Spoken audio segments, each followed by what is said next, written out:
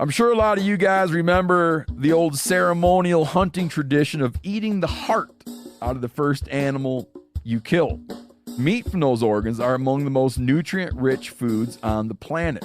You can get those same benefits your ancestors craved via convenient daily capsules from Heart and Soil. Find out more at heartandsoil.co. And remember, use code MeatEater for 10% off your purchase.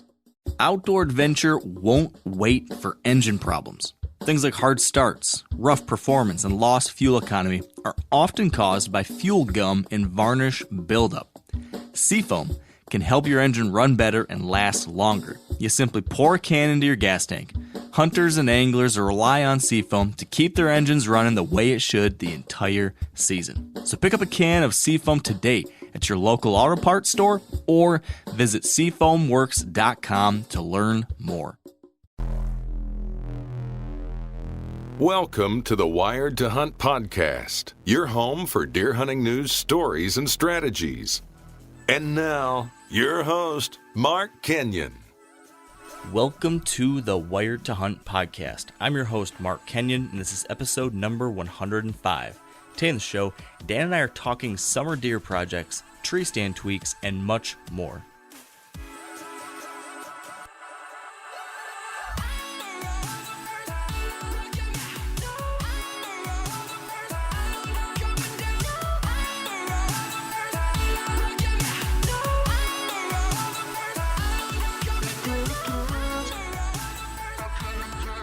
All right, welcome to the Wired to Hunt podcast, brought to you by Sitka Gear.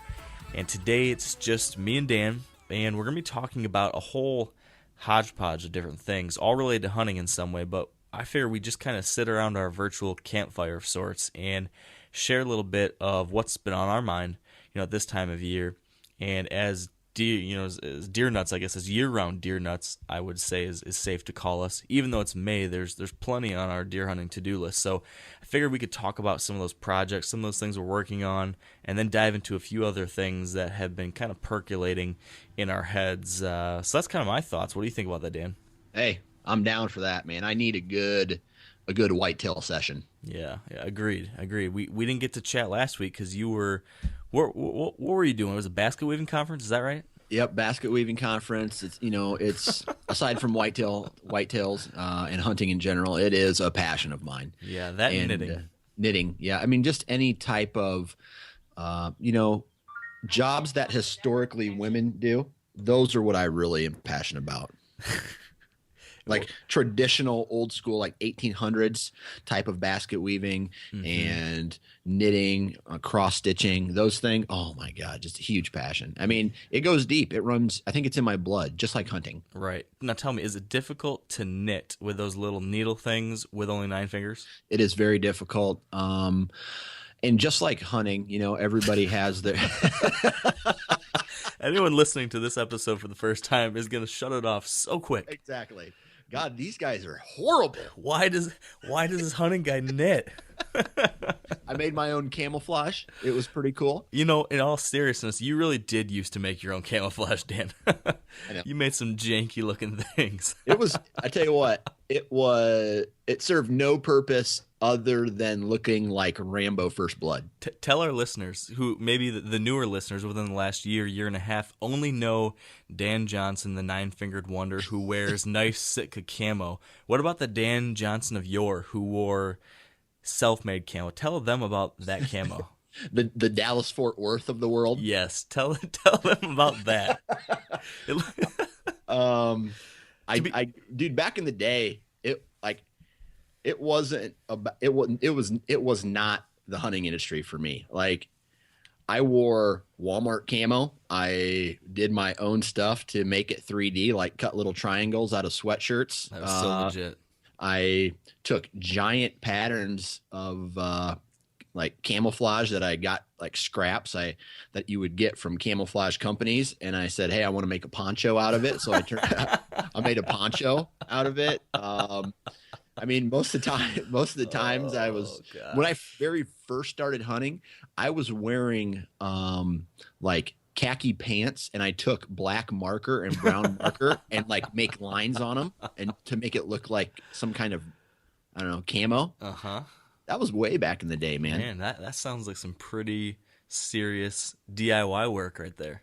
Mm-hmm. Did you ever take like a burlap bag and just cut a neck hole and armholes and bring that out in the woods with you? I feel like you were real close. I have the I guess you want to say fabric to make that stuff, but I didn't. It wasn't a bag. It was that. So what I did was I had an old hunting sweatshirt, hooded sweatshirt, and then what I did was I took fabric glue and I dotted it, and then I put the burlap sack kind of over top of it, almost like a poncho. Dude, I tell you what, it looked like sniper military-ish. It was pretty cool. Oh man, that does sound pretty cool. I think you should bring that back out for like a photo shoot. I'd love to see some of those now. Hey, and it's what's funny is that that's still like deep at your core. Like you still have a part of you that wants to do that kind of thing, because I went on a hunting trip with you last year where you literally wore a black plastic trash bag. You literally did that. So by the way, those are not breathable. No, I doubt they are. Plastic trash bags are not breathable. Oh, geez, oh Pete. So, what were you really doing last week? You were gone. Was it a conference? It was a conference, right? No, it wasn't a conference. It was software training. So I was out in a suburb just west of Philadelphia, and I was learning new software that my company's going to implement. Gotcha. Was that fun? Yeah, it was okay. I mean, I love learning new things, but like travel for work and travel for fun is two different things. Yeah, agreed. I used to travel a lot by air for my old job, and so I kind of have a weird, I don't know what it is. I associate, even though a lot of my air travel was like for work stuff, I still have this weird association from like being a kid that every time I go to an airport, like, I get all giddy and excited because I think I'm going somewhere fun and exciting. But then, after dozens and dozens of work trips, you start to get the opposite. But I'm back to being giddy and excited whenever I go to an airport. Right. So I missed the podcast last week. I was disappointed because I did have to travel, and so now I'm ready. I'm jacked. I'm ready to go. Good. Are you ready to go? I'm ready. You should be. We absolutely should be. And what we're kind of talking about today, I figured, was that, talk about some of the different projects we're working on or thinking about right now, because I know there's a lot that I need to be doing and that I have been doing over the recent couple weeks, and we haven't really had any just catch-up time of what's going on in our deer hunting worlds. So I thought today would be a good time to do that. So I don't know. Have you been thinking about anything? Have you been getting out and doing anything yet? Last time we talked, I think, I don't think we've talked to you since you were there turkey hunting down at your place. Have you done anything since? But actually, before Dan answers that question, let's take a very quick break for a word from our sponsors of this podcast, Sitka Gear. And today's Sitka story comes from Wade James, who last year decided to sacrifice his own hunting season and instead focus on spending the whole fall with his dad trying to help him get his first archery buck and film it all too. The season was tough, and as October dragged on, Wade began to worry. But miraculously, right towards the end of their archery season, things came together, and a special season came to a special end. Yeah, it was definitely just an emotional experience when it all finally came together for us, just knowing that all the hard work and time that we put in was rewarded on both ends. The fact that I was able to give back to my dad, and then just the fact that it was just a great bonding season for us to just spend time in the stand together all year round, and kind of just for me to show him how thankful I am for all the time he put in with me, that I could just give that a little bit of time back for him. Wade took this powerful story of his son's ultimate thank you and made a terrific short film about it called Reciprocate, which you can watch at vimeo.com/AdLiv Collective. That's ADLIV Collective. And if you'd like to learn more about Sitka Gear, which Wade and his dad were both wearing on these hunts, you can visit sitkagear.com. And now, back to that question for Dan. No, man, not really. I took my buddy out turkey hunting once, close but no cigar type of deal. And since then, it's been just family. And I I tell you, as soon as I'll keep this portion of it, my life, I feel like, is out of control right now, with just how busy everything is with that work trip I was on. And then, long story short, I was in the hospital this entire weekend with my son. So that I had plans to do some food plot prep work. And that didn't happen. So now that's been delayed. And now my next, after this weekend, this is a holiday weekend, right? Coming up. Yep. So the following weekend, I've already okayed it with a wife, and that is going to be my trip down to my main farm to do mineral and trail cameras. Nice. So just so we're all updated, everything's okay with the little guy right now? He's doing better? Yep. He was in the hospital for 3 days with pneumonia, and he got some treatments, and he got some medication, and he seems to be doing better. So good. Wow. Glad to hear he's on the mend. That sounded pretty brutal. Yeah. He's a tough one. I can tell he's a tough one from the number of times he falls and hits his head and cries and then kind of like shakes it off and he goes back to playing. So he's resilient. Oh man, it's not going to be too long till he's running around the woods in a burlap sack. That's for sure. Or a loincloth. Right. I feel like he would be that type of kid. Yeah, he's not a fan of shirts and pants. Well, he's off to a good start. Right. Amen. So what's the plan with the trail cameras and the minerals and all that? We've talked about, a couple different times in the past, over the past couple of years, but what's your game plan this year? How many putting out? Where are you putting them? I got 5 more to put out this year. So I think a total of 11, 10 or 11. One of my old ones I don't think is working very well. So that might be a close to home camera, but I got 3, 4, potentially 5 properties to spread out 11 trail cameras on. And so, this time of year is obviously inventory and basically check what bucks are in the area, check to see how the does did as far as fawn recruitment is concerned. And then, watch that velvet rut, watch them grow. And that's just, I don't know about you, but it's one of my favorite things about the life cycle of the whitetail is absolutely watching them grow in the summertime, trying to pinpoint who that buck is. Is he, is he a return customer? Is he, is he brand new to the area? Play that game, give them names and all that stuff. So right now is getting that mineral out. And, I use mineral for basically one reason. And that is to get them to come in front of my trail cameras for some inventory. But I don't know if it does provide a health benefit, then I'm okay with that as well. Yeah, it's funny. There's a lot of debate about the actual health benefits of minerals, and basically from everything I've read and a lot of the research, it states that there's an assumed value, it makes sense that there should be some benefits to these minerals, whether it be just overall nutrition or antler growth, because deer require a lot of the minerals that we provide them, calcium, phosphorus, et cetera, and especially with antler growth, that's primarily composed of various minerals like that. So this type of supplementation should help, but at least the latest I saw and that I've read, there haven't been any actual research studies that can really prove it. So it's kind of one of those things where I'm kind of like you, Dan. I put it out where legal, mostly just to get trail camera pictures and stuff like that. And if it does happen to help, great.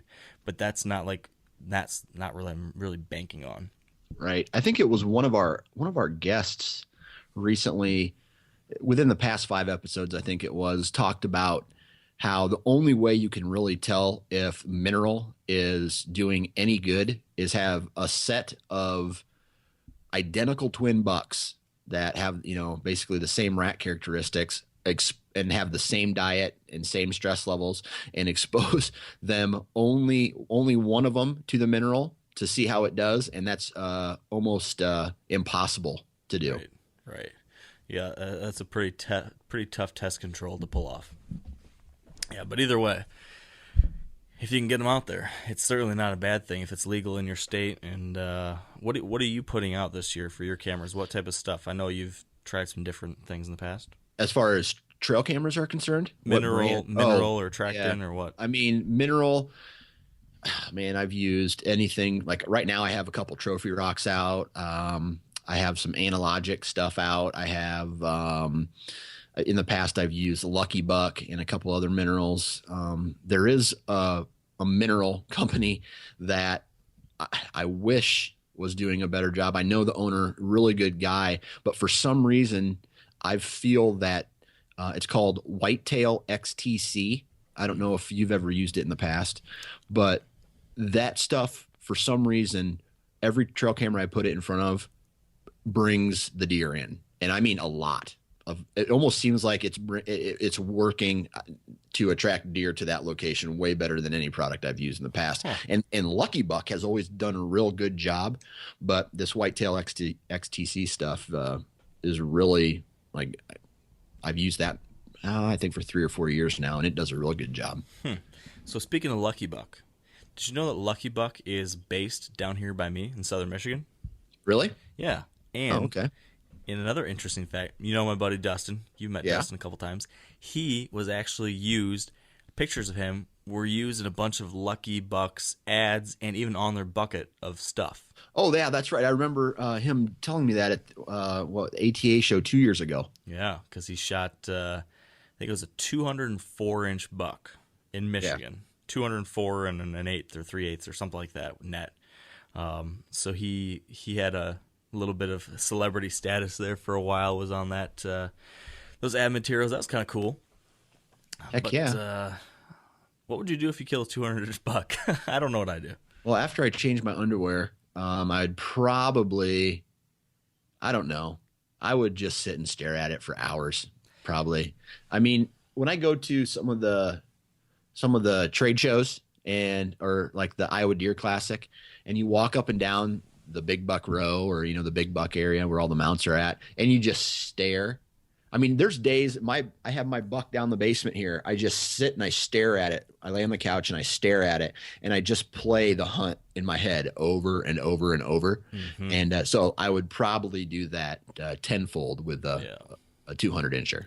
It's one of my favorite things about having shoulder mounts is just being able to kick back and look at them and just relive that moment. Right. That's awesome. What have you used in the past for mineral? I've done a lot of different things. I'd say the most consistent thing that I basically always use, if I'm putting out a mineral or any kind of attractant, I almost always have a trophy rock out there. Yeah. Lots of times I'll try other things along with it. So I've used like a number of different attractants, like BB Squared from Big and J. And they've got a mineral product too. I think it's called Meltdown or something like that. I think it is. Okay. So I've used that in the past. I've used their attractant, which is like a grain-based attractant with some other things in it. Oh gosh, what else have I tried?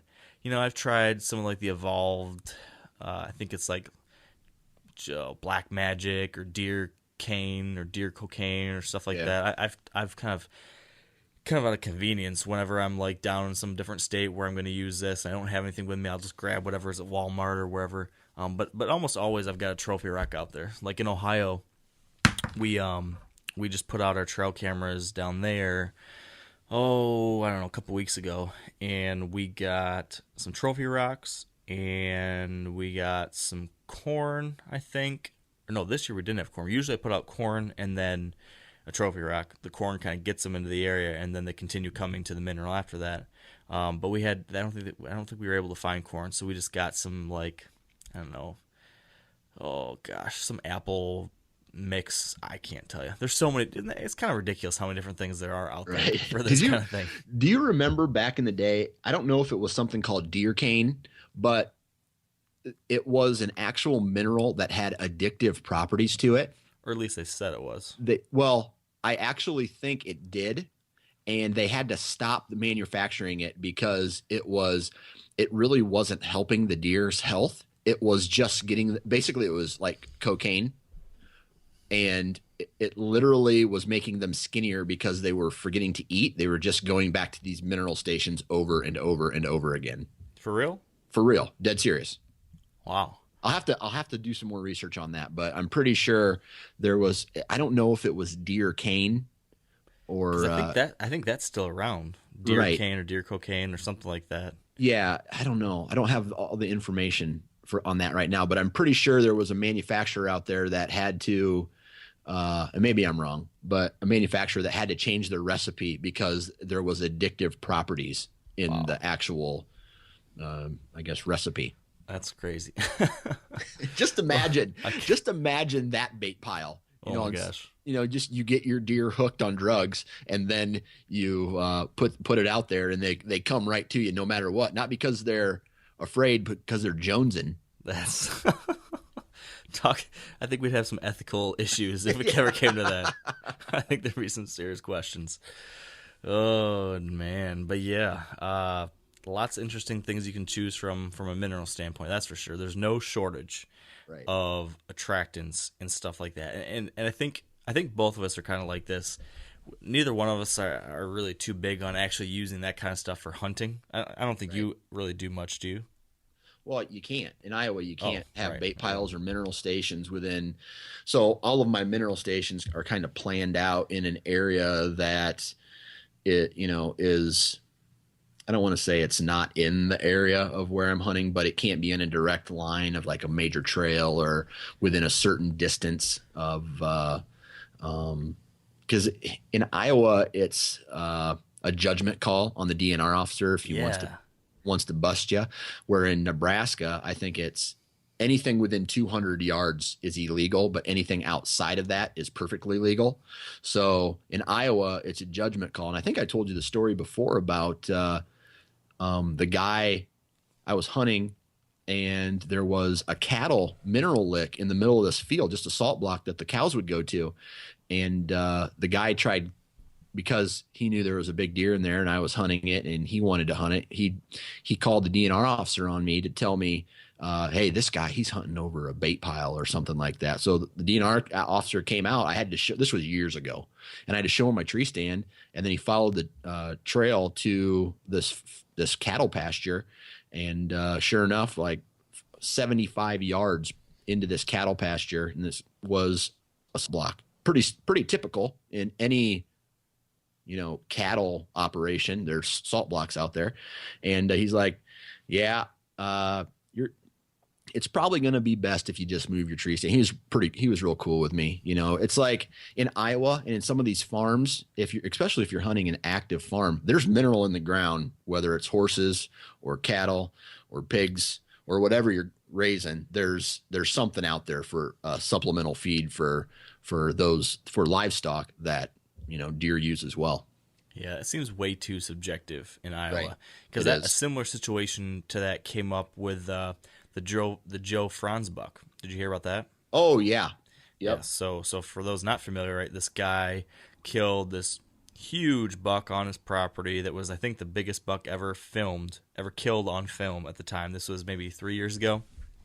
And, so he had it all documented, and he was, really meticulous because he knew this was going to be like a world-class buck.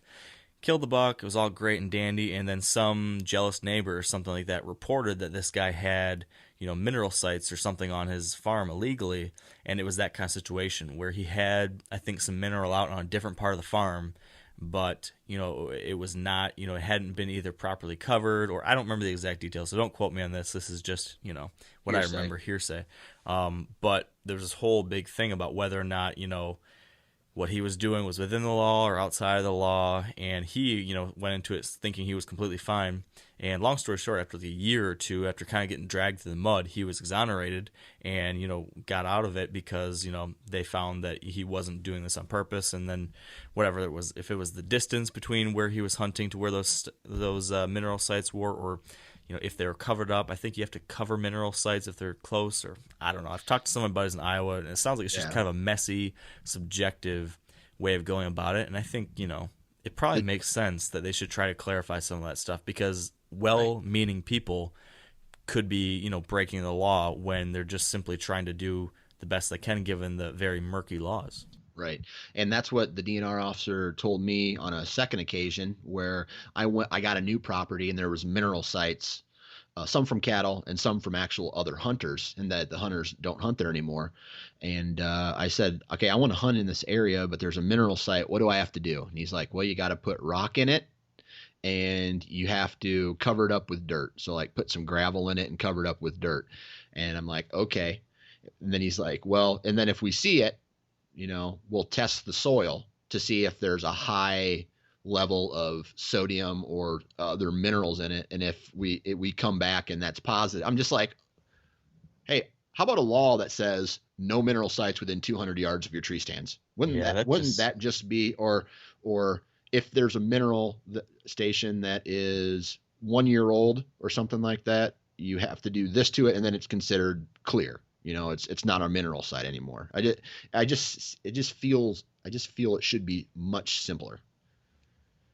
Sure seems like it would be easier not only from a hunter standpoint, but also from a conservation officer standpoint to try to enforce the law. It would probably make their jobs a lot easier if there was some clarity around that too. Right. That's frustrating. So I just kind of, I put my mineral stations out, and then I just avoid them, avoid setting up near them when it comes to hunting season. So not food plots. You got your mineral stuff out. Cameras. You said you got 11 cameras you're putting out. I have to do a little camera work. Like I said, I already put my cameras down in Ohio, but I'm leaving for my Western trip here in just a few days for 2 months. So, and you're stopping to get me right on your way out there. Right. It was gonna be you, me, and my wife Kylie, and the three of us were gonna stay in a little cottage together. Yep. And that's the plan, right? Right. I'll clean up after myself. You won't know I'm there. I'll bring my tent and I'll just stay in the mountain. I'll bring my tent and my frog togs and and your plastic bags. The plastic bags, and I'm set. And you will be good to go. Right. Oh man. Well, yes, we have to. I'm trying to get a bunch of work done before I take off for that, because that's like a 2-month period where I can't do any of my typical deer work. So I've been scurrying around doing some stuff here in Michigan, and probably tomorrow or the next day I've got to go out and put a couple cameras out. There's not a whole lot I can do here since I'm going to be gone for 2 months, but I'll have them out there on some typical feeding areas. It's beans on one of my main farms, so I know where some deer are typically going to be coming out into the beans. So hopefully get a few summer picks in June, July, so when I come back there'll be something to look at. I did that last year and was kind of, I didn't have super high hopes of what I might get since I was setting cameras in May and coming back 2 months later. But I had pictures of the buck I ended up killing last year, so that worked out. So I got to do that. But the big thing I'm working on is food plot stuff. Right. So I've got, let's see here, 2 food plots on my main Michigan property that I've been just trying to get prepped as best as possible for me to work on them when I come back in August. So I had to spray them. So like last week I was out there spraying, and we've just been having such a wet spring that's been hard to even get into the fields with my 4-wheeler to get out there at all. So that's been a challenge, but I finally was able to get out there and spray everything. So everything's killed down, but now what I got to do is on my front food plot. It is, and I can't remember if we talked about this or not, but have we ever talked about this food plot up in front that is where I killed my buck last year? Have we ever talked about what I did there? In Michigan? Yeah. Yeah, so that little triangle. Yeah. Yeah, it's kind of like a pie, and it's separated into 3 small pieces of different stuff, and it's a split sort of between brassicas and oats every year. I kind of flip-flop them. Well, right now what I'm trying to do is I'm trying to plant a screen around the outside of it. 2 years ago when I first made this new section, the issue with it is that it's out in the wide open, right adjacent to these crop fields. So the first year I planted a mixture of Egyptian wheat and sorghum, which are like really tall plants, kind of like corn sort of, and they can grow up like 10, 12 feet tall. So I planted a screen of that around the outside of that like outer crust of the pie sort of. Yep. But then last year I wasn't able to plant it because the growth from the year before was so thick in that area I couldn't disc it up with my little ATV disc. But luckily it was a corn year, so there was corn surrounding most of the plot, so I kind of got away with it. But this year it's going to be beans again, so I want to make sure I've got that cover around the outside, so I'm trying to get that in. So tomorrow I'm going to go out there and just disc away with my little ATV disc for probably 4 hours trying to get this thing tilled up, and then I'm going to try to get all that planted so that it'll be in the ground for this rain that we have hitting on Thursday, I think, and then it'll have 2 months to grow before I come back. And then hopefully that's grown up well by the time I get back in August, and then I'll be able to start working on actually planting the food, and then it'll be good to go. But that front food plot has been a really good addition to this property. Like, I can't remember if I've explained how this section of the farm works, but there had been almost no deer activity towards this far western side of the property at all in the past, because it was kind of wide open. There was a little section of timber that came out, but overall it was pretty wide open. And then on the neighbors, he had some good thick cover, but of course I couldn't hunt the neighbors. So I was hunting in the far eastern side of this farm, never really getting to use the west side. And then once I added this food plot and the added cover on the outside to make those deer feel comfortable moving out there, then finally, all of a sudden, lots of daytime activity, lots of mature buck activity. Now it's like one of the best spots in the whole farm. So that's been kind of cool. Great example of that was last year, that opening day hunt. So I'm excited because it's a fun spot to hunt. You see a ton of deer, and my early season stand there where I killed that buck from last year is one of those stands you can't hunt a lot because you're going to spook deer coming out of it almost inevitably. Luckily, I can, if I've got a friend or my wife is willing, it's not too far from my house, so she can actually drive a four-wheeler, and she can drive that four-wheeler all the way to that food plot and spook deer away. So that's one way to get out of there without spooking deer, but otherwise it's right there on the food. So it's kind of one of those hunts that I only go in there if I really think I'm going to kill something and just do it a couple times. But if you hunt this tree, you've got this food plot surrounding you, but then you can see into this big, thick, nasty bedding area that's all, I don't even know what kind of shrubs or multiflora rose or brush. I don't know what. It's low. It's not big trees. It's some kind of like early successional growth that's just thick and nasty and all sorts of tall grasses and stuff. And the deer love it, but you just can't see anything in there unless you're way up high, right sort of on the edge. And that's kind of where I'm at. So I can look over this whole bedding area and see deer hundreds of yards away that think they're completely, invisible in this thick stuff, but I can kind of watch them from above. So it's a cool place. I'm getting kind of excited just talking about it. So yeah, it gets me excited. I have so I am in the process. I got my food plot coming up too, right? So I have to remove a fence and spray this entire area. And I think this area is bigger than what I initially thought. So I'm going to ask you a question now. And aside from brassicas for, like after that first frost, and then we talked about oats. Yep. Is there anything else that you might recommend for me as far as, a seed is concerned that they might come to somewhere around that mid to late October period? Well, I think the big thing comes down to how you're going to try to get the plot in the ground. So, I mean, like we talked about with Craig a couple weeks ago, if you're not going to have any equipment to disc up the ground at all, right, then you're going to have to use a really small seed like a brassica or a clover. Probably they have small seeds too. Right. The tricky thing with clovers, at least that I've experienced, is that they're a little hard to establish that first year. At least perennial clovers. Like if you plant something in the summer or late summer, typically you're going to plant either early spring or late summer. Most people want to avoid planting during the middle of the summer because that's usually really hot and dry. You want to plant on either end of it where there's more moisture. Yep.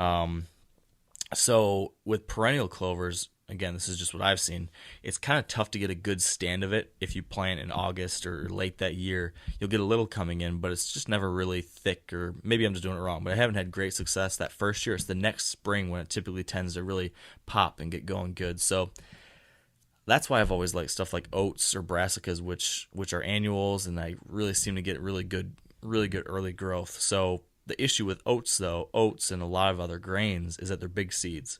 And you need to get them under the dirt. So with a brassica seed or clover seed, you really just need that seed just pressed into the ground, just on top of the soil, like having some type of soil to seed contact. Yep. But with an oat seed or something like that, you actually have to have it like a half inch or more under the dirt. So if you can't get any kind of way to cultivate that soil, plow it up, disc it up, rototill, If there's nothing like that, then you're going to be probably stuck with something like a brassica or some of the clovers. If you find an annual clover, I think that would come in stronger. And that'll definitely be something that's attractive in September, October. I mean, all through October, even November, they'll be hitting clovers. It's not till after you get some really hard, nasty frosts that will start to kind of go down in attraction. But it's hard to go wrong with that. See, my buddy's got a Kubota tractor now. He bought it, and he uses it to mow his property. So, but it has a 3-point hitch on the back with a power takeoff. So now I looked, and I can rent a tiller that can hook up to that. Nice. So now that's opened up some new doors for me. Oh, dude, yeah, that'll be really nice then, especially if this is a little bigger than you thought. Yeah, so I have the ability now to rent that, and it's going to cost me like $100 for a day, $200 maybe for a day, and in a day or two, I can till up a really good area with that, especially if I prepare for it and kill the grass ahead of it. I think, and now with that being said, I think I can expand into a little bit and not have to wait for a first frost to hunt that food plot. Nice. Yeah, that'll be a really good deal. Yeah, and I think if that's the case, then you definitely have more options. Then I think, some type of grain like oats is a great option. And, with the thing with oats is that they are probably the most attractive of the grains. But some say they're the least cold hardy, but I haven't experienced that so much. Like the oats I've used, the deer love, and they seem to feed on them definitely more before the frost, but I still get my oats picked on and eaten even into late November, December sometimes. So, that's a combo I just really like. If there's not some really good reason, like issues with their soil or something, that oats and brassicas won't work, and maybe some clover thrown in, that's the way I always like to go. It's just, you're going to get good attraction throughout the whole season, at least in this part of the country that you and me are in. And if you have a way to get that stuff in the ground, you're just going to want to disc it all up, and then you want to then pack it all down again because you want that ground to be relatively packed and not super, super loamy. Broadcast your seed, and then if you're doing oats or a grain like that, then you got to kind of disc it back in the soil a little bit. If you're doing brassicas or clover, you just need to like almost run it over with your ATV tires, or if there's or your tractor tires or whatever, just to press it in. Right. And then that's all you got to do. So the next question I have for you is shade. It's an old garden, but it is in shade quite a bit of the day, not all day. Like when the sun is high in the sky, probably from that, I'd say somewhere about 10:30, 11 o'clock till 2, it's going to be in the sun. But then after that, it's pretty much shade all day with breaking sunlight coming in and out of it. Yeah, I don't think any of those things would have issues with that amount of sunlight. Yeah. Although I'm saying that as an assumption, not based on like expertise on that particular question. I've planted all of those things I just mentioned in situations of partial shade, partial sun, and they've all done fine. So based on that, I'd say you're probably okay. Perfect. So, yeah, man, you just got to figure out, probably at this point now that it's almost June, are you thinking about planning in August then, or that? Yeah, it's going to be August. Whatever I do, that'll give me time to kill the grass, take the fence out, trim back some overhanging branches, and then plant my seed. And then on this fence is part of the fence that the gate was hanging on was 2 giant wooden posts. Okay, so I think I'm going to turn that into a vertical rub. So I'm going to walk into the timber, find an old rub, and then cut it down. Do you mean a horizontal rub? Yeah. Excuse me, a horizontal rub based on that. Have we ever talked about that? I don't think we have. No, not really. So do you want to talk about where this idea came from? I'm assuming, did this idea come from Ted Miller?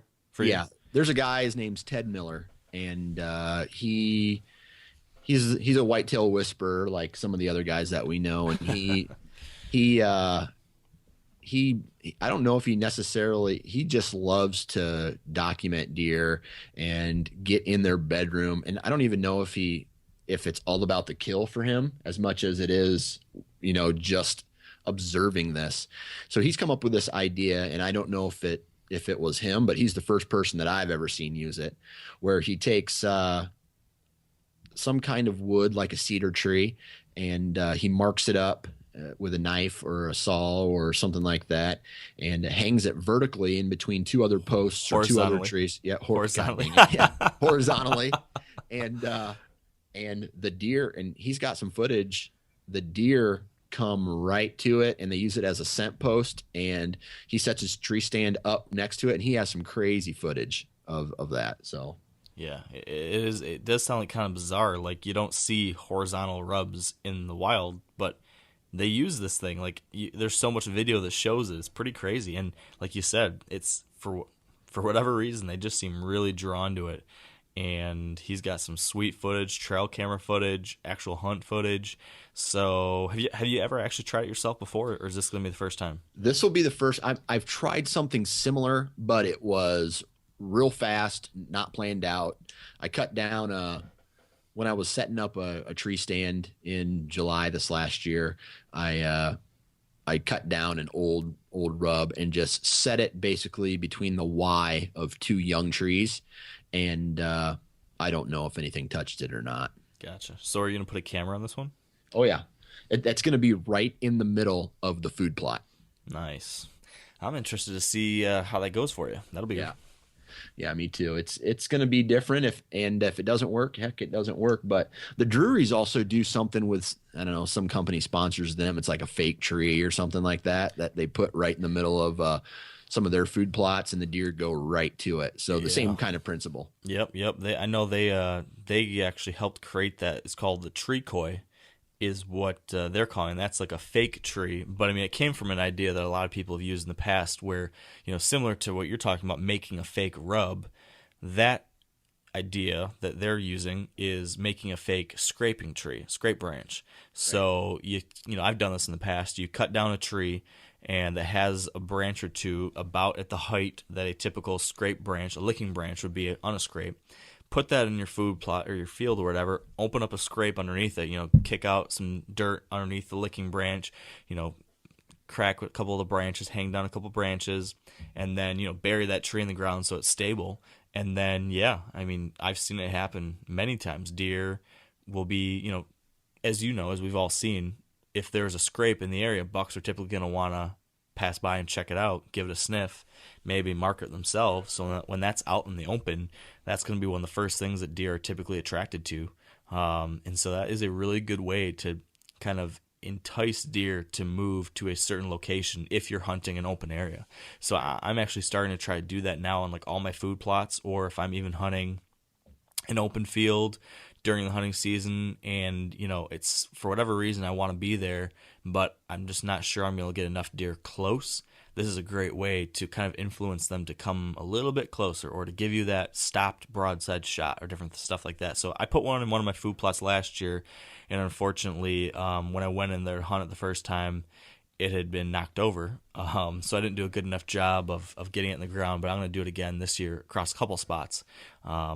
And I think it'll be pretty cool. It's a solid concept. So right. And I have, and in this same area, the deer in this, they don't walk through this little garden area. They walk on would be the north side of it, just in the timber. So anything to help, you know, that food plot, once it's done, will help change that. But anything to help pull them out just a little bit. And what that's going to do is, I think I talked a little bit about this particular property and how the wind shifts so bad. But the further up I get from that creek bottom, the less the wind shifts. So if I can pull the deer out, not only with a food plot and maybe that horizontal rub, then I can play the wind just a little bit better. Yeah. This is one of my favorite things about like having a property where you can do some habitat work. Yeah, is just like the chess match of it. I mean, that's what I love about hunting in general, right? Is trying to figure out, you know, the right place to be, understanding the deer and making the right move, and, you know, making all these slight adjustments. And with habitat improvements, it's sort of a slight alteration of that, where you can now make moves that might influence where the deer go. And I know some people claim they don't like that. Some people prefer to just hunt what the deer are naturally doing, and they look down on people that would use food plots or something. But for me, and there's a different line for everyone, I guess, right? Some people, feel the same way about bait. I don't necessarily like using bait, but I'm okay using a food plot. So maybe I'm just like them. I don't know. But there's something pretty interesting and fascinating about being able to make an improvement, which is a net positive for wildlife in general, but then also see how that influences deer movement. It's super fun when you actually do something, hoping that deer will behave in X way, and then be out there hunting and watch them do that because of the thing you put in there, the change you made. That's pretty cool. So I think you're going to get a kick out of trying that and seeing how it might change that property. Like the food plot I was talking about, how I kind of completely changed how this one Michigan property hunts because of that project. That was kind of exactly what I was hoping would happen, and I got fortunate that they reacted in the way I was hoping they would. But it's fun to experiment with, that's for sure. I could fail horribly too, so there's always that. There's definitely that. Now, are you doing any tree stand stuff this summer? Are you making any moves, or do you feel well set? Obviously, I'm gonna put stands in my historically good rut cruising spots next to the bedding areas. I have 3 stand locations that I need to alter, and what I mean by that is move to a different tree in that same area.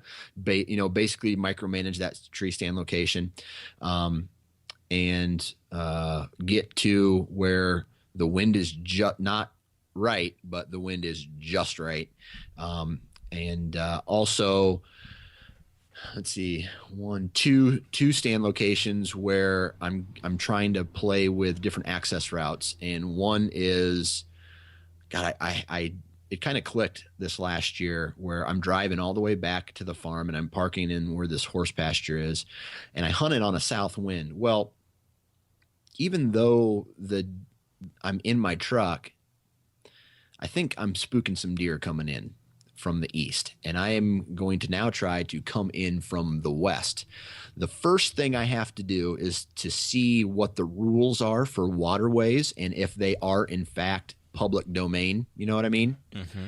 So I'm going to park on the road and walk a creek all the way to the backside of this property, which is about the same walk that I would be taking if I parked from my truck.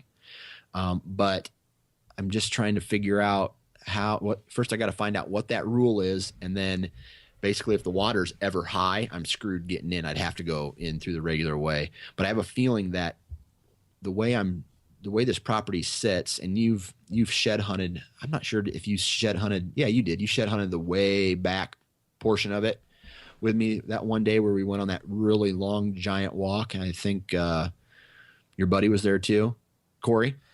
That year? Man, there's been a couple of those. Yeah. Was it where I found that shed back in that pasture in the back? I think on our last day, I found a nice shed laying out in the grass. Oh, no, that's a different property. But anyway, it goes down to a creek and then it rises up. There's some egg ground down there, but it floods a lot, so it's not always going to be there. There's some years where it's just like weeds. But then it comes up to the timber, and the timber's on a ridge, and then it goes up to the horse pasture where it gets flat, and then past the horse pasture where I drive is ag field. So I feel these deer crossing the horse pasture to get to these ag fields.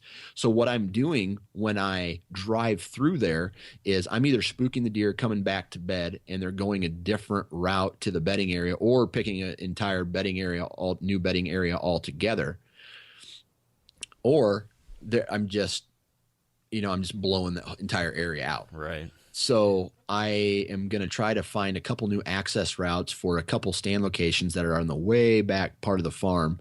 And the guy has told me, no, I can't park on his property or walk through his property. But I think if my memory serves me right, I can walk the creek. Anywhere below the high water mark is considered public. So I can walk that creek bed, find some hip waders or some bigger boots, and walk that to the backside of the farm, walk up a little embankment, and then get to my tree stand that way. But it's going to be another trial and error type situation. Mm-hmm. I think what you just described there is such an important thing for all of us to probably do every year, right? Is to look at all of our locations and then think, how can we tweak it a little bit? Can we improve our access, or do we need to figure out a better way to get out? Or, can we improve the cover in the tree a little bit? Or should I move over 10 yards to this tree? It's pretty easy every year to get your usual spots, and then every year hang your stands there and just stick with that because it's easy. And I'm guilty of that sometimes too. But this is the time of year where I think it definitely makes sense to go in there and rethink some stuff and think, if I could make this a little bit better, how could I do that? And then go ahead and do it, because all those little things add up, So right. To your point, access is a huge one. I read an article recently from Bill Winke where he was talking about how a lot of hunters, us included, many times think about choosing a stand location backwards, at least backwards of what he would recommend. Most of us go into a property and we look for sign, or we look for a funnel or whatever. When we find that great sign or that great spot, then we say, okay, where's a good tree near this sign? And then we find that tree. And then once we find our tree near the sign, then we're like, okay, now where do I walk to get out of here? He was saying the smartest thing to do should be go about the other way entirely. Think about, where are my best access routes and exit routes in and out of this farm? So let's say, hypothetically, in your case, okay, there's this creek that runs through the center of the farm. And then take that creek all the way along until you find a suitable tree and suitable spot alongside that access route. And that's the most important thing, being able to get in and out without spooking deer. If you can get in and out without spooking deer, you'll probably have more success versus, while hunting maybe B+ sign versus hunting A+ sign, but spooking all the deer coming in or coming out. Right. So that's an interesting thing he said. I've been trying to kind of think about that a little bit more, is just if you start prioritizing entry and exit over other things, it might end up having a kind of a spillover effect into everything else. Right. And especially early and late season when the deer are on their bed to feed patterns. Yeah. That the access is so important. I mean, I can't, it's hard to put into words how important it is, or the rut's different. I mean, you can walk into, you really, I mean, except if you're hunting a bedding area, but if you're like in a pinch point, you can have a wrong wind and walking in as far as access is concerned, and then still make it to the stand and have successful hunts because it's a cruising area. But early season, if your access is wrong and your wind is blowing into basically a deer waiting for you to ruin it, then it's screwed, not only for that particular hunt, but depending on what the pressure is for future hunts. Right. There's a domino effect. Yep. Yeah, that's such a huge thing, and I've been trying to tweak that a little bit, just adjusting, either be just thinking about different ways to get in and out, or actually manufacturing better ways to get in and out, like clearing new trails, or, if you have the ability, like, for example, if you have to cross a wide open field to get in or to get out and deer always see you, one thing that I've done a little bit where I'm allowed to is plant, like I talked about that food plot screen, that Egyptian wheat and sorghum. If you have permission to do this in an area, plant some of that to act as a screen to exit or to get in. So use that as a visual blocker. If you know that there's a section you have to walk through that deer sometimes see you, plan ahead in, May or June, plant a wall of that. Simple things like that could be really beneficial. It takes a little extra work, but if it means you can get in and out of the tree stand without spooking deer, man, you can be in a great situation. I mean, finding those spots that offer bulletproof access and entry and exit, I mean, that is a really, really great thing. If you can find spots like that, you can get away with a lot more hunts than usual. So when it comes to the pressure that we always talk about, you can get away with putting a little bit more pressure on deer if you can eliminate the entry and exit pressure. So that's right. Big thing to do this time of year. Another thing I'm doing, I just posted an article about it, was evaluating the cover in some of the trees that I've got tree stands in. So I try to go in this time of year and start, looking at spots. Maybe this is the tree I really want to be in, but there's not as much cover as I like. I'll try to go in there and attach branches to the tree, like with zip ties or rope or something like that, to add cover so that I can blend into that tree a little bit better. If there's not naturally there, I like to kind of manufacture that. So that's something that I've been doing recently here on some of my Michigan spots, and a couple weeks ago was checking out my Ohio tree stands to see if there's anywhere I need to add stuff. And that's a really easy way to be able to just make that stand a little better. I think any opportunity you have to make things a little bit better at this time of the year could help you a ton come the fall, because if you just so happen to be hunting that tree and in past years maybe a deer might have seen you, if this year you took the extra 15 minutes to hang a bunch of branches all around it and now you blend in better, or your movement isn't as obvious, that makes the difference between an empty truck bed or a full one. Let me tell you something about zip ties. And you wrote that article about, adding some cover into a tree stand location by zip tying trees to, up there by the tree. The other thing you can do, and this is a free tip from yours truly, is... Have we been paying for the other tips? No, not really. But continue. But if there's a fence, right, these deer may be crossing a fence in a particular area, and you don't want them to cross there, take that zip tie that top fence, that line of barbed wire or whatever it is, that wire, and zip tie it down to the next one, and that creates a little bit lower of an area to where they could cross. And I did this on an old piece of property where they were crossing on one fence quarter. So what I did was I fixed the barbed wire in that one area, and then I went up and I took 2 zip ties and I zip tied the top to the middle section of the barbed wire, and they all started crossing there. So what I did was I just altered their pattern or their movement to closer, which is more beneficial for me. The wind wasn't swirling down there. The wind was blowing off the top of this ridge down to this valley. And although none of my target bucks were there when I was there, I have trail camera pictures of my target bucks using that fence crossing. Just, I never connected on them.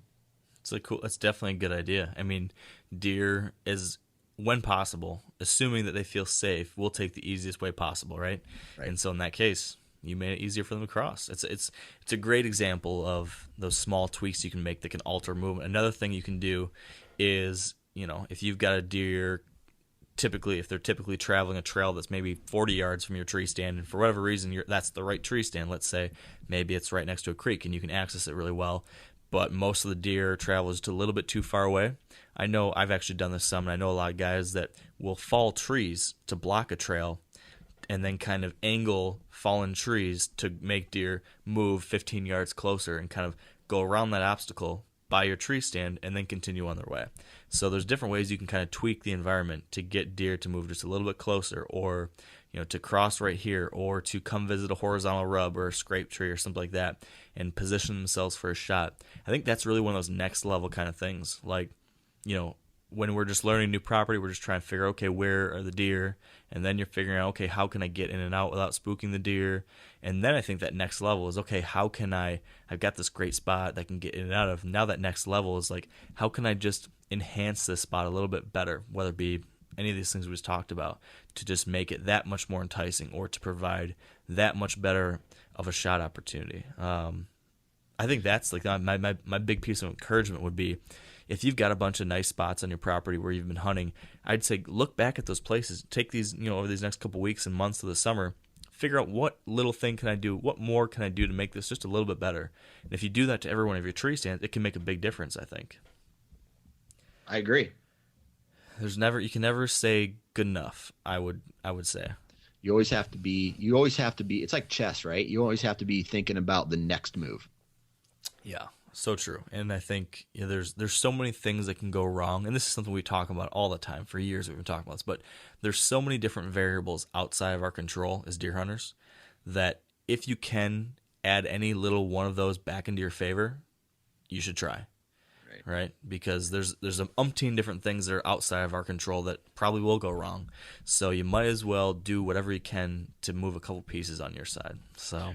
And the thing about it that I really like is, here's something that I has kind of opened my eyes in the past 4 or 5 years. And that is, don't just think about a typical bedding area or a typical travel corridor, or, oh, that house is too close. I'll never hunt anywhere close to that house because the deer are they'll get spooked by the house. The deer are used to that house. I have a couple of tree stands, or I have one particular tree stand where every morning I would watch the lady come and fill her coffee pot up with water. I could see into her kitchen window, and mature deer were coming by. I got trail camera pictures of Mark Kenyon coming down that pinch point next to the house. So keep your eyes open and don't just, there's times where you got to think outside the box and be like, okay, this isn't working. I need to do something completely different. Yeah. I think there's so many examples of that in that type of scenario, like a somewhat urban scenario, Yep. or, when you're relatively close to houses or neighborhoods or stuff like that. We really need to have a whole episode about that and bring someone who's got a lot of experience with that kind of thing to talk about it, because I think that type of hunting is becoming more and more common. I think there's a lot more bow hunting happening closer to neighborhoods, especially as development continues to spread out into rural areas. There's a lot of people hunting that way, and you can kill great deer and have a lot of success in those types of areas, partly because of what you just said, because a lot of these deer become conditioned to some level of human, exposure. And if you can figure out how to take advantage of that, you can put yourself in a good position. It's funny. The first deer I ever killed was in a urban situation. My parents had 3.5 acres. I think I probably told this story before, but my parents had 3.5 acres behind our house in a neighborhood in Michigan, and so that's where I started bow hunting. And I was hunting in a little pop-up ground blind at the bottom of this hill behind the house, and our neighbors, or some neighbors from down the way, were walking their dog through this valley. Walked right past me. I got all mad, got on my blind, kind of yelled at them like, "You're on our property, blah, blah. You spooked all the deer away, blah, blah." And I was frustrated. And then, 25 minutes later, here comes this buck. These people just walked their dog right through this little 3-acre patch. I figured that was it. And lo and behold, here he comes, because those deer were used to people walking around and regular human stuff. So there's definitely ways to take advantage of that. I don't know, man. Interesting stuff. That's right. What else do you got going on? Anything else coming up for you? Any other projects? Anything else on your mind? I'm not going to talk to you for 2 months, Dan. So I know. Well, you're going to talk to me. We're still going to do the Wired to Hunt podcast, right? I'm just kidding. Yeah. Okay. Well, of course I'll be living with you, Mark. Right. Sorry. I forgot. I don't know, man. I'm as always, I'm excited. I checked one trail camera yesterday. Got some velvet bucks, with that 8 inches of main beam, starting to see the growth of the brow tines right now, and I'm really looking forward to seeing what the story the trail camera tells me. I'm also looking at a piece of public ground that is one of those. It probably won't be something that I hunt a lot, but it's going to be something where, a majority, I feel, of public land hunters, they access the property from the road to their stand location. And where I live, there's a big piece of public ground that has a creek or a river that separates the two. And I'm going to maybe try to do a canoe move on one of these public lands hunts and access this public ground from the river to a tree stand location. And basically it's going to be something to do to relieve pressure from other hunting properties. Right. So it's a really good idea. Yeah. I'm not really concerned about if I'm going to kill anything. It's just something I'll be hunting, but I'm going to be laying off my other properties and try some new things and see how they work. That's right. It's funny you mentioned that. 2 weeks ago, I guess now, I was finishing up a magazine article I was working on, in which I had to interview a whole bunch of different super serious DIY hunters, and we didn't talk about this, did we? I don't think so. I think so. I'm I feel like I'm getting old. I can never remember what I talked about. I feel like I'm having deja vu, but How old are you? 28. Yeah, you're old, bud. I'm over the hill. Yeah. What you're gonna die at 56? The way I'm living, I might. What are you, addicted to drugs? Addicted to deer. Oh, okay. Addicted to deer. But yeah, so I interviewed all these guys who are super, super serious DIY hunters who are doing like crazy stuff, like just going above and beyond the average guy. And most of them doing it, all of them actually doing it to stay on a great budget. So most of them are hunting public land, and they're, having to, travel really far distances to get to good land, and camping out of the back of their trucks or camping behind farmers' houses, and almost all of them were finding creative ways to access ground other people couldn't. So whether it be hiking 7 miles in and just being willing to hike that far, or lots of guys with boats. One guy would put his little power boat into a river, take that down up to 10 miles down a river to access good parts of public land. Another guy would get these little canoes. I can't remember what they're called, but they're super lightweight canoes that one person can carry in. So they're not very strong, but they're very light.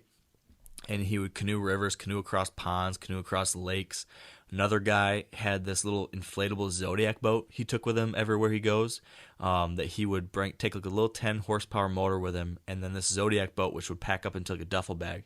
And everywhere he goes, he takes it with him, and then again uses that to access these spots. And I think it was just one of the biggest things that I took away from all these interviews was that, especially when you're trying to get it done in heavily pressured places or on public land, you have to get creative. You have to be willing to go above and beyond the normal, everyday, okay, I'm going to park my truck and walk 200 yards to the tree and sit there and have fun. If you really want to get one of these more mature deer in these tougher areas, it's going to take some out-of-the-box thinking. And it got me kind of like re-excited about trying some new things myself. Like I'm more intrigued with trying to hunt more public land now than I have been in a while. I've had some great success on some private land, some leased land. I'm kind of interested in trying to, maybe next year Hunt or in the future. Yes, that's exactly what I was thinking. No, try to do the exact opposite and really dive into some of these different public land spots. And, I'm sure it'll be a huge challenge. I'm sure I'm going to kill fewer deer and have more struggles. But, there's something to be said about the journey, having some serious obstacles and learning some different things and see if I can't figure something out. So that's something I've been kind of intrigued with. But yeah, I'm geeked. I'm getting pumped up about it. Every year though, I feel like, what's the new angle? What's the new, whether it be on a current place I'm hunting or a new farm I'm hunting, I'm always trying to tweak it, find a new way to go about things, or try a new idea, or go to a new place. I tend to get bored with doing the same thing over and over again. I can't. Right. I know a lot of people like to, get their spot, have their go-to tree stands, and then just do the same thing year after year, and it works for them, and that's fine. But I'm just like finding it with my own, my own set of interests and lack of patience or something that I kind of like going into new situations, learning new properties or stuff like that. So I don't know. I'm probably going to be doing more of that kind of stuff this year or next year and stuff like that. So I don't know. I've been thinking about all this kind of stuff. So as a hunter, I'm torn, right? So I always, I talk about, going after mature deer. I talk about, that 4-year-old, that 4-year-old that makes my hit list, not necessarily antler type, antler size, but, finding a target buck and killing him. And then on the other side of me, I got that, hey man, hunting is just a blessing, and you should be happy to hunt, and you should be happy to harvest whatever comes by your tree stand and that kind of thing. So I have this internal struggle where every year I have this conversation with myself about, okay, what are you going to kill this year? If something comes by you and it doesn't meet your quote unquote standard, are you going to shoot it? I mean, do you want to fill the freezer? Do you want to kill a buck? Do you want to kill a mature buck? Do you want to kill a target buck? And I got this every year at the beginning of the season. Do I need to change my standards? because the past couple of years I've had encounters, and I've missed deer. I haven't had to hunt as much as possible. All these different things have, they come into play when it comes to harvesting a mature animal. But I always have this conversation with myself about changing my, maybe you should drop down to a 3-year-old. Maybe you should, just shoot the first buck that comes by your stand. But every time I do that, there's something inside me that pulls me off that and says, wait for a 4-year-old, wait for a mature buck, so I don't know if it's one of those things where I need to just talk myself out of it, pull the trigger on something different and see how I feel afterwards, or if I just need to stick to my guns and continue to chase what I preach. I don't know. Huh. Interesting. I definitely have had similar thoughts too. I guess, my one thought on that would be maybe for people other than you. I think in a lot of cases, I don't even know, you didn't ask my advice, so I guess I'm giving unsolicited advice. No, yeah, go for it. I'm just spitballing because, it's for someone who like myself, I write articles, we have this blog. I give my opinion or sometimes advice of what the listeners should do or shouldn't do. And at some point, it's one of those things where I feel I should be successful at, what I've been preaching and what I've been practicing. And, this year I missed that, or this past year I missed that booner or that big buck. I couldn't get a buck to stop. And then those were my really only 2 encounters with what I would consider shooters this year. Well, another one, but he busted me, but because he caught my scent. But other than that, the past couple of years have been a struggle as far, since 2012, I think was the last year I shot a buck. So a mature buck, and I've had encounters and I just haven't capitalized, on getting those to the ground. So I don't know. I'm spitballing here. I'm talking what I'm thinking. Yeah. I can totally relate. I mean, I know what you're saying. I would say my typical recommendation to someone would be, just do what feels right. If you feel like shooting any buck would get you really happy and fired up and you would feel fulfilled with that hunt and that hunting season, then you should shoot it. So, in your type of situation, if you don't think you would feel fulfilled by killing that buck or whatever it is, you shouldn't feel bad about that. But on the other hand, I know what you're saying too about, you haven't killed a buck in a while and you've got all these questions about it. Should I be lowering my standards so I can start killing some more bucks? And then to your point, you sharing your experiences and stuff does put some additional pressure on you, or at least it has on me, I felt. The only thing I would offer, I guess, is that there is something to be said, and this could be like for a person in your shoes, or even anyone just getting into hunting, maybe on the opposite side of things. There's something to be said about that experience of actually successfully completing a hunt from beginning to end that makes you a better hunter every time. Yep. So when you actually do have a buck come in, you decide to shoot it, you successfully execute that whole set of steps from deciding to shoot to drawing back to putting a shot where it needs to go to finding that deer.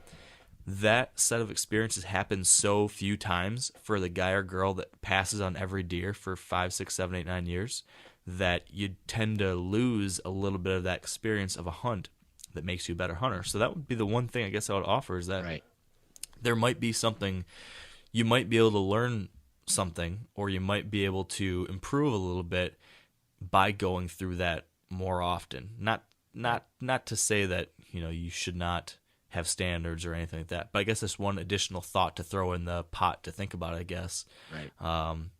Especially, makes a lot of sense. Yeah, I mean, if there's a buck that, especially I think if you, at least for me, like if I'm in a situation where I've tried to diagnose a hunting situation, a property, and I have this plan or this idea, and the deer do what I thought they were going to do, and it works out, and I have an opportunity at maybe a teeter-totter buck, one of those I don't know. That's one of those situations where you should feel or I would feel pretty fulfilled and pretty content knowing that I was able to actually put this plan together from A to B and see it all the way to the end, because that happens so rarely. Even the very best deer hunters, when you know, so rarely does it actually come together, that I don't think it's a bad thing to occasionally reward yourself. But you know, it's such a different thing for every person, and what makes you happy. And I mean, in the end, that's what it has to come down to, is if you feel good about it, if it was, you know, the right thing for you. Right. And the thing about it is, I made those standards for myself at a time in my life where I was single. I was hunting like, you know, up to 40 to 50 days a year. I could do those things. Now, time in the tree stand has changed, and I'm debating on like my standards need to change as well. So, it's crazy because I'm a huge fan of not making it about the rack. Or necessarily even the maturity level, because I find like this year I shot 2 does, and I found just as much enjoyment killing those 2 does that I did, you know, killing previous bucks. But let's be honest, I guess it depends on where you hunt, but for me, hunting does is easy. I can go to just about any field edge and wait the first couple weeks of the season and kill. You know, I got some fish in a barrel type spots for does, if that makes sense. Yeah. It's funny. Doe hunting always seems so easy until I decide to just be doe hunting, and then somehow they always become really crafty, or I become really stupid or something, because it always seems like, okay, I'm gonna get my buck, and then I get my buck, and then it's okay, now I'm doe hunting, and then something always goes wrong. But taking one quick step back to what you were saying there, if you're thinking about, you know, making that adjustment based on, you know, your changing circumstances, which is a very fair consideration, I would just encourage you to not feel bad about that. Like, if you feel like maybe that would be something that would, you know, given everything that's happening, like, you shouldn't. I don't personally think you should feel bad at all for shifting from passing on 3-year-olds to now shooting 3-year-olds, because that's still a relatively mature deer. That's still a smart deer, and that's a great deer to go after. So, you know, I would say go for it if that feels good to you. And then, like I said earlier, you might also be able to learn some more things from those experiences that could then help you too. Maybe if you do it for a year, you're like, wow, that was fun, and a couple things happened that I'm glad I saw happen, and now next year I'm going to go back to targeting 4-year-olds. But who knows? Maybe there's some kind of experience you could have this year by targeting a 3-year-old that maybe you wouldn't have otherwise. I don't know. You know, another nice thing about, now, I want to be careful what I say here, because like I think there's a lot of benefits to passing on younger deer and waiting till they're older. And I'd encourage people to consider that. But at the same time, there's also something nice about having a target-rich environment, you know, where there's more deer that you would be interested in killing. It makes the hunt more exciting when you know that, you know, this buck could be potentially the one. I tell you, trail cameras, I think that has a lot to do with it. You got these trail camera pictures of these giants who are hitting scrapes nocturnally, or, you know, they're on one side of the farm or another side of the farm, or you got them in velvet, and you always got these hitless deer in the back of your mind. You know, and that's not everybody, because I know a lot of guys out there listening hunt public ground in heavy pressured states where the hunting is not like where I hunt. So, and I'm just speaking up, you know, making this about me right now, which I probably shouldn't, but I think trail cameras can throw a guy for a loop sometimes. Oh, yeah. and make it so this great buck that walks by doesn't make the cut because they're thinking about something else. Very true. Very true. And then many times, 9 times out of 10, you know, that buck you could be obsessing over, you know, he could have been a one-time visitor, or he might be almost completely nocturnal, or, you know, his annual pattern is somewhere else during the hunting season. Right. That's a very good point. It's tough. It's tough to make those decisions. Yeah. Yep. I kind of wish like my wife would make some of these decisions for me, like what towels our bathroom needs, or what our bedspread should look like, or what pictures need to hang on the wall. So what about this? I don't know if this is what you actually want to do, but it would be kind of curious. I'd be curious to see what other people think about this type of thing. Like, would they? Yeah. I'd be interested to hear if people think you should, given the circumstances you just laid out, would they say stick to 4-year-olds, or would they say, go for a 3-year-old this year? Maybe, I don't know. I'd be kind of curious to see what other people thought about that. How about this? On the Facebook page that mentions this, I know a lot of people comment on this, but I want every listener to go to the Wired to Hunt Facebook page and comment on the post that mentions this actual podcast that you're listening to, and your thoughts on just about everything that we've talked about today. Let's get a giant feed of people and opinions rolling on this. And that's one thing I really like to do after a podcast is go read the comments, listen to what others have to say. So yeah, I think it'd be particularly interesting on this topic, especially would be, I like that idea. Go head up the Facebook page, leave your thoughts there, and maybe give Dan some ideas for how to move forward on this one. I don't know. Yeah, I can already see it now. Hey Dan, why don't you stop bitching because you hunt in Iowa? I typically hide those comments, not so you don't feel bad, Dan. But right. Oh man, well there was like a bunch of other things I thought we could talk about today, but we are kind of coming up on time for me. We'll have a part 2. So we're going to have another episode like this where we just kind of see where the conversation takes us and talk about random things. So I think we should shut it down. And a heads up, we are not going to have an episode next week because I'm going to be on the road heading out west. So yeah, sorry, man. But we'll give you a nice little break from this podcast at least. Yeah. And we'll be back in 2 weeks. And we've got some great guests coming up in June and continue this conversation and lots of good stuff. So with that said, we'll wrap things up with a few quick reminders. First, make sure to check out the 100% Wild podcast. That's our new show in collaboration with Drury Outdoors. We have a new episode coming out very soon with Jim Tomey. It is an awesome episode, so make sure to check out 100% Wild on iTunes or Stitcher or Google Play or wherever it is that you like to subscribe to your podcast. Please check that out. Also, we need to thank our partners who help make this podcast possible. So big thank you to Sitka Gear, Trophy Ridge, Bear Archery, Redneck Blinds, Huntera Maps, Ozonics, Carbon Express, Maven Optics, and the Whitetail Institute of North America. And finally, thank you all for joining us. Hope you enjoyed this kind of casual deer hunting chat that Dan and I just had. And like we mentioned, we're going to be gone next week, but we will be back soon. So until then, stay wired to hunt.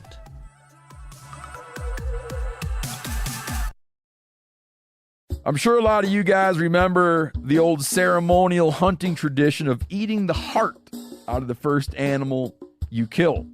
Meat from those organs are among the most nutrient-rich foods on the planet. You can get those same benefits your ancestors craved via convenient daily capsules from Heart and Soil. Find out more at heartandsoil.co. And remember, use code MeatEater for 10% off your purchase. Outdoor adventure won't wait for engine problems. Things like hard starts, rough performance, and lost fuel economy are often caused by fuel gum and varnish buildup. Seafoam can help your engine run better and last longer. You simply pour a can into your gas tank. Hunters and anglers rely on Seafoam to keep their engines running the way it should the entire season. So pick up a can of Seafoam today at your local auto parts store or visit seafoamworks.com to learn more.